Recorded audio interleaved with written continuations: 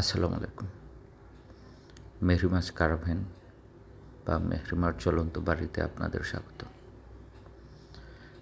Caravan কনসেপ্টটি বিশ্বের নতুন না হলেও বাংলাদেশে খুবই নতুন একটি বিষয়।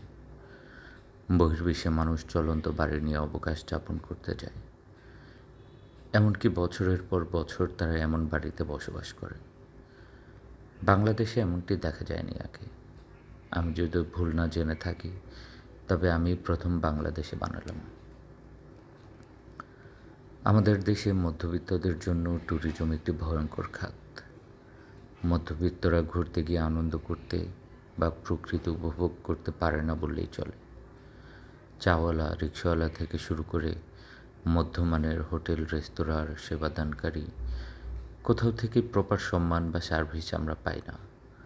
ঝুট ঝামেলা পোহাতেই ঘুরে দেখার আনন্দ মাটি হয়ে যায়। ঘুরে বেড়ানোর শখটা আমার দীর্ঘদিনের। দেন দরবার টানা হেঁচড়া করতে করতে ক্লান্ত হয়ে চলন্ত বাড়ি বানানোর সিদ্ধান্ত নিয়েছিল।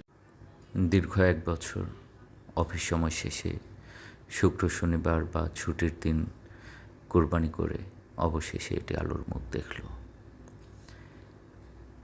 আমি খুবই আন্তরিকতাপূর্ণ হৃদয়ে আমার মতো মধ্যবিত্ত ভ্রমণ পিয়াসী মানুষদের জন্য ভ্রমণের প্রকৃত আনন্দ উপভোগের সুযোগ সৃষ্টির লক্ষ্যে এর দ্বার উন্মোচন করছি। আমায় যদি প্রশ্ন করেন ঘুরতে গিয়ে আমরা কী কী সমস্যার সম্মুখীন হই, এর উত্তরটা একটু দীর্ঘ হবে। ধরুন 6 জন বন্ধু বা অফিস কলিগ মিলে আমরা শ্রীমঙ্গল ভ্রমণের পরিকল্পনা করলাম।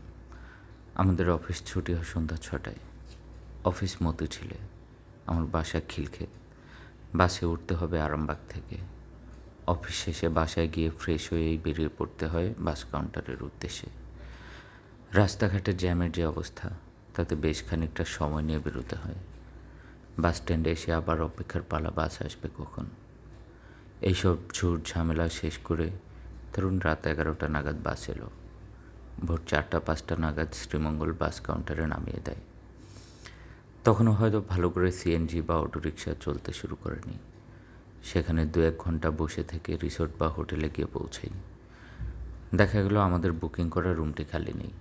বেলা 12টায় চেক ইন করতে হবে।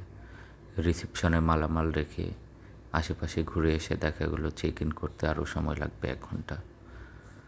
যা হোক, রুমে ঢুকে ফ্রেশ হতেই দুপুরের খাবারের সময়।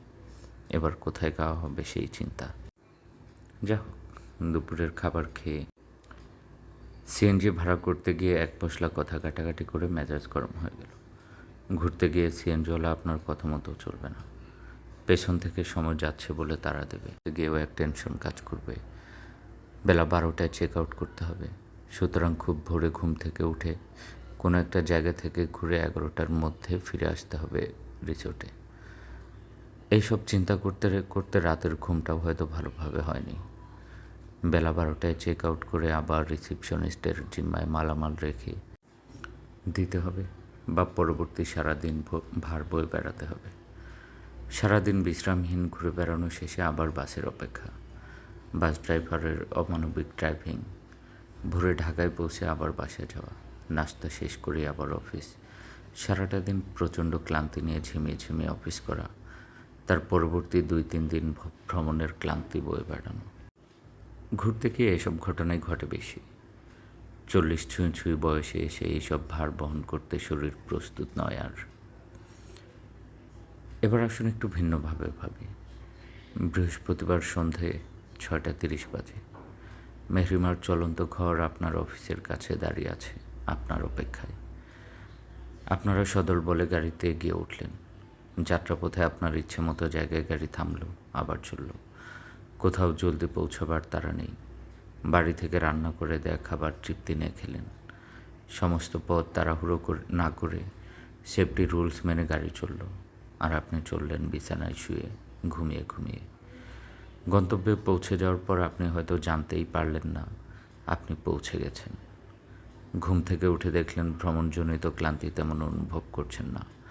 অলস পায়ে বন্ধুদের সাথে এদিক ওদিক থেকে একটু ঘুরে এসে দেখলেন গরম গরম খাবার রেডি। কোথায় খাবেন সেই চিন্তা নেই। সিএনজি চালকদের সাথে বাকবিতণ্ডা নেই। কখন কোথায় কী করবেন সব আপনি আগে থেকেই ঠিক করে রেখেছেন। এভাবেই 2টি দিন আপনার যাবতীয় বিষয় আমাদের উপর ছেড়ে দিয়ে উপভোগ করলেন। এবার ফেরার পালা। গাড়ি আপনার সাথেই আছে। মধ্যরাত্রিরে আপনি ঢাকায় পৌঁছে গেলেন। চাইলে গাড়ি আপনাকে বাসায় ড্রপ করে দিল, অথবা অফিস সময় শুরুর আগ পর্যন্ত আপনার অফিসের পাশে অবস্থান করল। আপনি 10টায় অফিসে ঢুকে গেলেন। ভ্রমণের শ্রান্তি আপনাকে তেমন স্পর্শই করতে পারল না। হ্যাঁ, এমনই একটা মহাকাব্যিক ট্যুর মেহরিমাস কারাভানে সম্ভব। খরচ কেমন পড়বে? 6 জনের গ্রুপ ট্যুর হলে জনপ্রতি 8,000 টাকা করে। বর্তমান সময়ে এর থেকে কম খরচে কোনো ট্যুর আমি করতে পেরেছি বলে মনে পড়ে না। প্রথম কিছু গ্রাহকের জন্য অবশ্যই ডিসকাউন্ট আছে। আমি শুরুতেই বলেছি, আমার মতন মধ্যবিত্ত ভ্রমণ পিয়াসী মানুষদের স্বচ্ছন্দ ভ্রমণের জন্য আমি কিছু করতে চাই। প্রফিট ম্যাক্সিমাইজেশন আমার উদ্দেশ্য নয়। তাহলে আর দেরি কেন? চলুন দেশটাকে সম্পূর্ণ নতুন আঙ্গিকে উপভোগ করি। মেহরিমার চলন্ত বাড়িতে আপনাকে স্বাগতম।